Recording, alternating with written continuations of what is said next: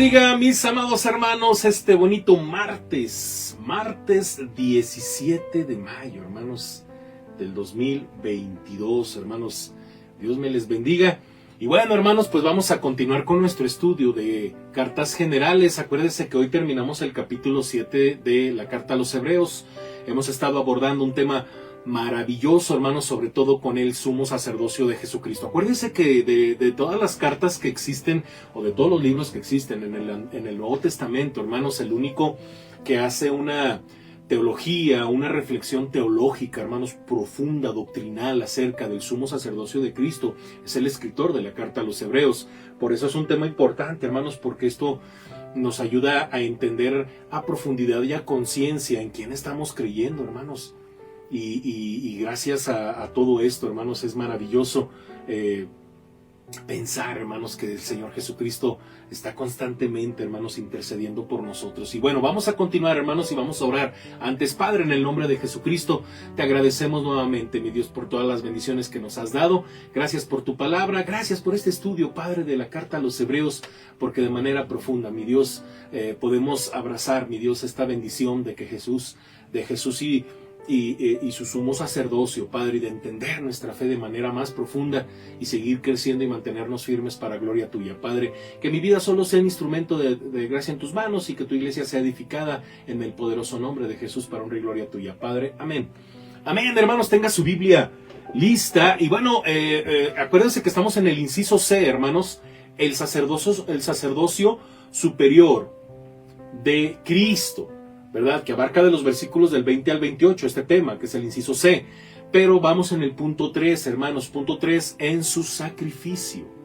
En su sacrificio, versículos del 27, del 26 al 27, 26 y 27, hermanos. Y bueno, después de explicar, hermanos, porque acuérdense que el autor hace una exégesis de este hermoso salmo, después de explicar la cita del Salmo 110, versículo 4, el escritor de Hebreos, hermanos, presenta un resumen totalizador, o sea, algo así, ya esto es de lo que se trata, ¿no? Da una descripción, hermanos, una descripción completa de nuestro único sumo sacerdote Jesucristo y compara su perfecto sacrificio con los sacrificios diarios ofrecidos por los sacerdotes levitas. La muerte de Jesús, hermanos, en la cruz fue un evento único e irrepetible. Dice el versículo 26, porque tal sumo sacerdote nos convenía, santo, inocente, sin mancha, apartado de los pecadores y hecho más sublime que los cielos. El escritor, hermanos, ha llegado a uno de los puntos cumbre en su consideración del sacerdocio de Cristo. Mira hacia atrás, hacia la magnificencia de la posición de Jesús y describe su grandeza. Queda atónito de reverencia ante la magnitud de la obra de salvación cumplida por nuestro sumo sacerdote celestial. Y luego mira hacia adelante, el escritor vuelve su atención hacia las necesidades de los creyentes que están en la tierra y se incluye a sí mismo en la expresión «nos convenía». Toma conciencia de que Jesús no es un sumo sacerdote distante, instalado en los cielos, muy alejado de las diarias necesidades de su pueblo. Jesús está eminentemente calificado, hermanos, para ser nuestro sumo sacerdote. ¿Por qué está Jesús? ¿Por qué Jesús nos convenía, hermanos? ¿Por qué? Porque hay que entender el texto de esta manera, hermanos. Déjenme corrijo un poquito aquí porque creo que se me fue una palabra de más. ¿Por qué Jesús nos convenía? Según el autor, acuérdense que es lo que él dice. Bueno, él no tiene pecado, hermanos, en cuanto a su carácter, es santo, libre de culpa y puro. Y en cuanto a su posición, está separado de los pecadores y exaltado por sobre los cielos. A ver, el escritor, hermanos, enlista 5 características. Voy a leer, hermanos, el versículo 27, rápidamente. Lo vamos a volver a leer, hermanos. Ahorita lo vamos a volver a leer. Aquí está. Dice que no tiene necesidad de cada día, como aquellos sumos sacerdotes, de ofrecer primero sacrificios por sus propios pecados y luego por los del pueblo, porque esto lo hizo una vez para siempre, ofreciéndose a sí mismo, ¿verdad? Entonces, bueno, en este 26, hermanos, porque, bueno, ahorita vamos a conectar el 27, hermanos, es que me adelanté un poquito porque está muy padre, hermanos, hay que entenderlo más a profundidad con el 27, pero acuérdense, en el 26, el escritor enlista 5 características. Número 1, o inciso A, santo. Dice, Jesús es santo. Esto significa, hermanos, que Él es como Dios y en todo aspecto libre de pecado. Es incomparablemente puro y por ser el sumo sacerdote de Dios, Él cumple la voluntad de Dios sin tacha. Su principal deseo es glorificar el nombre de Dios y extender el gobierno de Dios. Amén. Inciso B, inocente. El adjetivo santo tiene que ver con la disposición interna de Jesús. La palabra inocente, sin culpa, tiene que ver con una vida externa. Notemos, hermanos, el contraste implicado entre Jesús, que es inocente, y los sumos sacerdotes arónicos, manchados por los pecados y dignos de culpa. Aarón debía traer una ofrenda por el pecado para hacer expiación por sí mismo y por su casa, según Levítico 16:11, antes de poder funcionar como sumo sacerdote a favor de Israel. Jesús, por el contrario, hermanos, es completamente libre de pecado y por consiguiente libre de culpa y reproche. Inciso C, sin mancha. El medio ambiente del pecado, hermanos, tiene su modo de afectar a cualquiera que entre en dicho ambiente. El pecado contamina a la persona a quien toca. Aunque Jesús vivió en la tierra y sirvió a gente pecadora, Él mismo permaneció incontaminado. Y se le puede comparar con un médico que trabaja entre los enfermos en medio de una epidemia, pero que es inmune a ella. Jesús no está manchado por el pecado. Inciso D, apartado.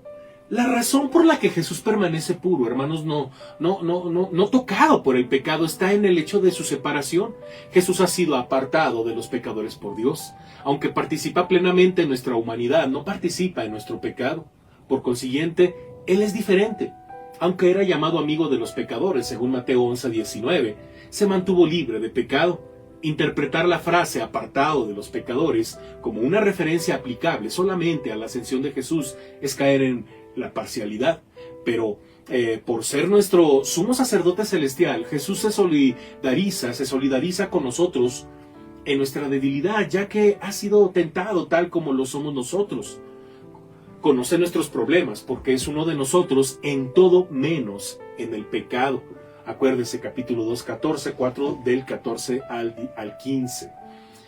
Inciso E, hermanos, sublime. Fíjense bien, hermanos, qué interesante es todo esto. Ya en el capítulo 1 del versículo 3 de Hebreos, el escritor se refirió a la exaltación de Jesús al describirlo. Sentado a la diestra de la majestad en el cielo. En el capítulo 7, verso 26, el escritor describe la posición de Cristo en términos comparables con lo anterior. Dice que Jesús ha sido elevado a las alturas más grandes que los cielos. Pablo también habla de la exaltación de Cristo, allá en Efesios 4:10, cuando dice, el que descendió es el mismo que también subió por encima de todos los cielos para llenarlo todo. El significado es evidente, hermanos. Jesús ocupa la más alta posición imaginable. ¿O inimaginable? Pues es que no nos imaginamos, hermanos. Ocupa la más alta posición. ¿Se puede usted, pues, imaginar, verdad? O sea, imagínese nada más. Ok, vamos a dejarlo así. Versículo 27, nuevamente lo leo, hermanos, porque ya lo había leído para poder entender todo esto. Dice que no tiene necesidad cada día, porque ya hicimos ese comentario, como aquellos sumos sacerdotes, de ofrecer primero sacrificios por sus propios pecados y luego por los del pueblo, porque esto lo hizo una vez y para siempre. Dice, ofreciéndose a sí mismo. A veces tenemos que hacer uso de una expresión trillada, hermanos, para transmitir una verdad fundamental. Por eso decimos que el versículo 27 viene después del versículo 26 para indicar, hermanos, que el 26 sirve de introducción al versículo siguiente. Este simple hecho, hermanos, es muchas veces pasado por alto y las explicaciones del verso 27 son diversas, sobre todo en la parte A. ¿Verdad? Por ejemplo, hermanos, una explicación es que la frase cada día significa año tras año. Es decir, una vez al año, en el día de la expiación, el sumo sacerdote entra en el lugar santísimo. Por lo tanto, la frase se refiere al sacrificio anual de ese día en particular. Sin embargo, el escritor, hermanos, conoce perfectamente bien las estipulaciones mosaicas, ya que menciona indirectamente el día de la expiación. en el capítulo 9, versículo 7, versículo 25 y capítulo 10, versículo 1 y 3. Eso más adelante lo vamos a ver. ¿Por qué escribiría cada día cuando en realidad quería decir una vez al año? Otra explicación, hermanos, relaciona la frase cada día con la ofrenda diaria de granos y con los holocaustos ofrecidos por Aarón y sus hijos, según lo que usted tiene ahí en pantalla, esos pasajes. Si bien la explicación tiene su mérito, hay dificultades que la envuelven. La tercera posibilidad, hermanos, es la de interpretar la frase como una referencia a las ofrendas diarias en general y al día de la expiación en particular. Esta explicación incluye todo y en cierto sentido se mueve de los sacrificios menores hacia el mayor de ellos en el día de la expiación. En contraste, hermanos, en el verso 27, el contraste en este versículo está planteado entre Jesús y el sumo sacerdote arónico, y en razón del versículo introductorio del versículo anterior, el 26, el énfasis recae en lo negativo. Jesús no necesita ofrecer sacrificios día tras día. Nuestro sumo sacerdote celestial es completamente diferente. Está libre de pecado, de culpa, de mancha. No necesita ofrecer un sacrificio por sí mismo, ni diaria, ni anualmente. Él está apartado de los pecadores, es santo. Los sumos sacerdotes, designados para representar a gente pecadora, estaban llenos, ellos mismos, manchados por el pecado. Al llegar ante Dios, ellos tenían plena conciencia de sus propios pecados, los que, en efecto, hacían nulos sus esfuerzos por servir a Dios.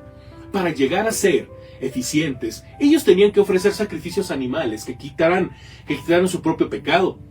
Y entonces llevaban ellos ante Dios los sacrificios hechos por el pecado del pueblo. Dios les había dicho que la sangre de un animal expiaba el pecado.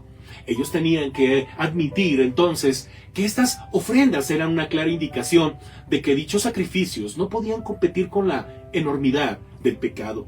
El sacerdocio arónico exhibía los rasgos de la temporalidad y de una inefectividad elemental. Debía ser reemplazado por un sacerdote que fuera eterno y por un sacrificio que fuera efectivo. Jesús, hermanos, el Salvador de su pueblo, hizo sacrificio por los pecados de ellos una vez para siempre cuando se ofreció a sí mismo. Él se ofreció a sí mismo porque Dios le pidió que hiciera este supremo sacrificio y expiase de esa forma los pecados de su pueblo. Dios les había dicho a los israelitas que sacrificasen animales como sustitutos. Él dio a su Hijo como el sustituto. Dios le prohibió a Israel la práctica de ofrecer sacrificios humanos a los ídolos. Él mismo ofreció a su Hijo unigénito. Juan 3:16. Jesús murió voluntariamente, hermano, en la cruz, y por su muerte se presentó como el sacrificio hecho una vez y para siempre. Una vez para siempre. La expresión una vez para siempre revela que el sistema levítico ha llegado a su fin. El escritor de Hebreos introduce este pensamiento y explica sus detalles un capítulo posterior. Eso es lo que vamos a disfrutar primero de la siguiente semana, hermanos. Vamos a terminar el versículo 28, ya aquí el capítulo 7 en el versículo 28. Ok. Acuérdense, hermanos, que terminamos el punto 3 de un tema que se llama el sacerdocio superior de Cristo. Ya terminamos en su sacrificio, es superior en su sacrificio. Ahora, hermanos, versículo 28.4, hasta la perfección. Ha llegado, hermanos, el momento de la declaración culminante. El escritor resume su enseñanza acerca del sacerdocio eterno de Jesús antes de comenzar con un nuevo tema, el pacto, que es lo que vamos a ver más adelante. Versículo 28 dice: porque la ley constituye somos sacerdotes a débiles hombres, pero la palabra del juramento, posterior a la ley, al Hijo, hecho perfecto para siempre. Como ya lo hemos dicho, hermanos, la epístola a los Hebreos es una epístola de contrastes, y este versículo no es una excepción. Notemos la estructura, y en pantalla usted seguramente tendrá la estructura de estos contrastes, cuando dice porque, luego guión, pero, ¿verdad? La ley constituye, guión, la palabra del juramento posterior a la ley, y luego dice somos sacerdotes, guión, al Hijo, y luego dice abajo, a débiles hombres, que ha sido hecho perfecto para siempre. La ley dada por Dios a Moisés, hermanos, ha sido comparada con el juramento que Dios hiciera siglos más tarde. En ambos casos, la promulgación de la ley y la formulación del juramento es Dios quien instituye. En primer lugar, hermanos, Él instituye un sumo sacerdote, luego instituye a su hijo. La institución del sacerdocio tuvo lugar en la primera parte del periodo de 40 años en el desierto. El juramento fue hecho en un siglo posterior, según el Salmo 110, versículo 4. La ley instituye, hermanos, sumos sacerdotes a débiles hombres. El término débiles no se refiere a dolencias físicas, ya que Jesús compartió nuestras debilidades cuando estuvo en la tierra. Tiene más bien que ver con nuestra condición pecadora y es, por ende, un sinónimo de pecado. Dios constituye, hermanos, o más bien Dios instituye sumos sacerdotes que son débiles a causa de su estado pecaminoso. Él sabía, hermanos, que estos hombres pecarían o perecerían al pecado y revelarían su debilidad mortal. El escritor, hermanos, ha escogido el término débiles quizás a propósito para hacer una distinción entre el pecado cometido por debilidad y el pecado perpetuado deliberadamente. Un sumo sacerdote, hermanos, que pecaba intencionalmente no podía permanecer en su cargo. Dios no provee expiación por el pecado premeditado y voluntario, según Hebreos 9:7. Dios colocaba, hermanos, sumos sacerdotes pecadores en su cargo mediante la ley. Él instituyó a su Hijo como sumo sacerdote por medio de un juramento. La superioridad, hermanos, del Hijo sobre el sumo sacerdocio arónico es aquí demostrada brevemente por el escritor, dado que la formulación del juramento era de mayor importancia que la promulgación de la ley. Una ley puede ser derogada, un juramento mantiene su validez para siempre. El Hijo no está sujeto a debilidad o cambio, puesto que ha sido hecho perfecto para siempre. La expiación, hermanos, la expresión al Hijo nos trae a la memoria el capítulo 1, donde el escritor enseña la superioridad del Hijo sobre la creación, incluyendo a los ángeles. El Hijo es eterno, hermanos, los sumos sacerdotes son mortales y por lo tanto temporales. El Hijo es sin pecado y por lo tanto perfecto. Los sumos sacerdotes son pecadores y necesitan redención.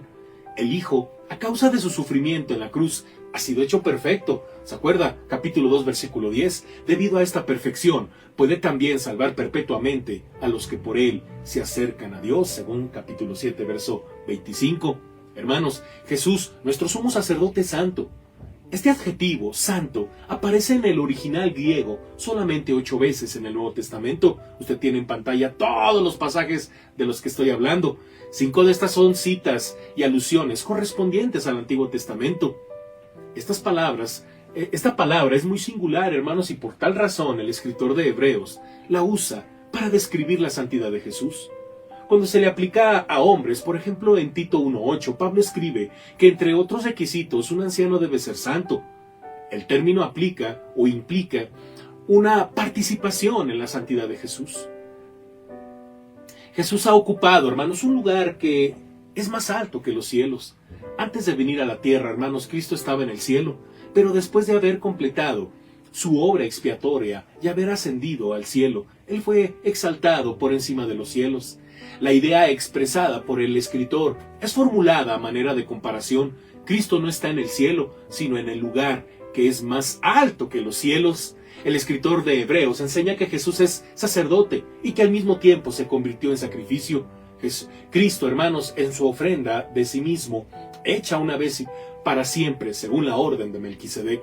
El sacerdote arónico nunca podía presentar un sacrificio genuino tal como Dios lo requería.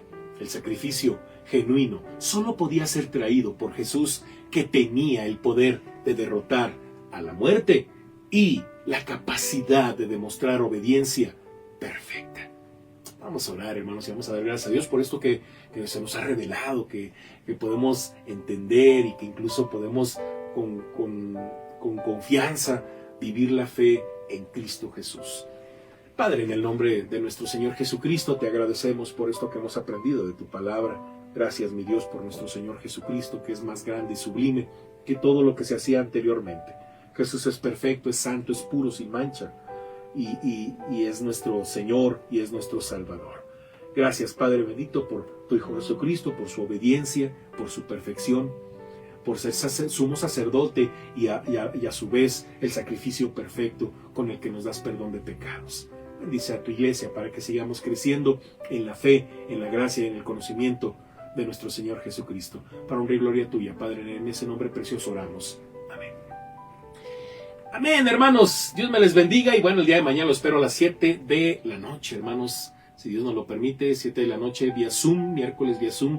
Teología sistemática. Acuérdense que estamos en la teología de la creación y vamos a abordar diferentes temas como angelología y demonología. Nos toca el día de mañana, no se lo pierda. El día jueves lo espero también a Venid y Ved 2, hermanos. Si usted ya cursó el Venid y Ved 1, lo espero al Venid y Ved 2, hermanos, y posteriormente a las 8 de la noche, si Dios nos lo permite, también tenemos un mensaje evangelístico para reflexionar y compartir. Y el día viernes todavía, hermanos, tenemos nuestro culto de oración en Facebook a las 6 de la tarde, ¿verdad? Próximamente va a haber cambios sobre todo este tema de los cultos de oración, hermanos, de los días viernes. No esté al pendiente, hermanos, y no se deje de conectar, hermanos, a sus grupos de oración, de departamentos. No deje de participar al reto príncipe y no deje de diezmar, no deje de ofrendar, hermanos. Dios me les bendiga. Un fuerte abrazo, hermanos. Hasta la próxima, hermanos. Bye.